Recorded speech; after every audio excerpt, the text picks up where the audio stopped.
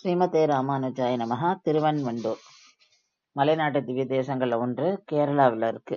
இங்க எழுதியிருக்கும் பெருமாளோட திருநாமம் பாம்பனையப்பன். பம்பா அணைந்த அப்பன் என்பனால பாம்பனையப்பன் என்ற திருநாமம். தாயார் கமலவல்லி நாச்சியார். பெருமாள் நின்ற திருக்கோலம். மார்கண்டேயருக்கும் நாரதருக்கும் பிரத்யக்ஷம் இங்க. நம்மாழ்வார் மங்களாசாசனம் பண்ணியிருக்கிறார். இந்த ஸ்தலத்தோட வரலாறுன்னு பார்த்தோம்னா, பஞ்ச பாண்டவர்கள்ல ஒருத்தரான நகுலனால புனருத்தாரணம் பண்ணப்பட்ட திருத்தலம் இது. பிரம்மாவின் புதல்வர் நாரதர். அவர் திருலோக சஞ்சரியா ஆனது அவ அப்பாவோட சாபத்தினால. பிரம்மா தன்னோட திருஷ்டி தொழிலுக்காக, அதாவது தன்னோட திருஷ்டி தொழிலின் உதவிக்காக தன்னோட மன வலிமையினால 4 புத்திரர்களை உருவாக்குறார். அந்த 4 நாரதர் உபதேசங்கள் பண்றார்.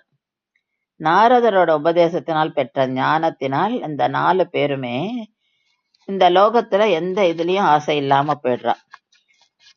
பிரம்மா கர்ம பாவனையில் இருக்கும்போது தன்னோட திருஷ்டி தொழிலுக்கு உதவி பண்றதுக்காக இந்த 4 புத்திரர்களையும் கூப்பிடுறார். ஆனா அவளோ எம்பெருமானை அனுபவிக்கும் பிரம்ம பாவனையில இருந்து அந்த 4 பேரும் இந்த கர்ம பாவனையில அவளுக்கு இஷ்டம் இல்லாம அதனால வர மறுக்கிறா. அதனால பிரம்மனுக்கு கோவம் வந்துடுத்து நாரதரை சபிக்கிறார். ஏன்னா நாரதரோட உபதேசத்தினால் தானே இந்த பிள்ளைகள் வர மறுக்கிறார்கள் அப்படின்னு.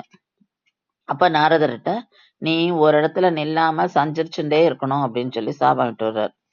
அதனால நாரதரும் திரிலோக சஞ்சாரியா ஆயிடுறார். பல இடங்களை சுத்திட்டு இங்க இந்த திருவன்வண்டூர்ன்ற திவ்ய தேசத்தை அடையிறார். எம்பெருமான தியானித்து இங்க 2 வரம் கேட்கிறார் பெருமாள்கிட்ட. ஒண்ணு, நான் எங்குமே போகாம இங்கேயே இருந்துட்டு புராணங்கள் எழுதுற சக்தி எனக்கு கொடு அப்படின்னு. இன்னொரு வரம், அடியனுக்கு தத்துவ ஞானத்தை உபதேசிக்க வேண்டும் அப்படின்னு. இங்க எழுதியிருக்கும் பாம்பனையப்பன் நாரதருக்கு இந்த 2 வரங்களையும் கொடுக்கிறார். அதனால பல்லாயிரம் ஸ்லோகங்களை கொண்ட நாரதீய புராணம் என்பதை பகவான் இவருக்கு உபதேசிக்கிறார். நாரதர் இந்த திவ்ய தேசத்திலே அதை இயற்றினார். இதுதான் இந்த திவ்ய தேசத்தோட ஸ்தல புராணம். ஸ்ரீமதே ராமானுஜாய நமஹா.